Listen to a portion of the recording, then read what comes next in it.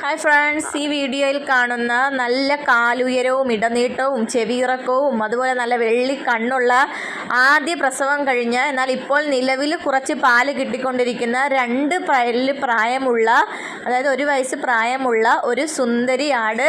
ഇതിന് ഉദ്ദേശിക്കുന്ന വില 15,900 രൂപ. കച്ചവടത്തിൻ്റെ ഭാഗമായിട്ട് ചെറിയ അഡ്ജസ്റ്റ്മെൻറ്റുകളൊക്കെ ഉണ്ടായിരിക്കും.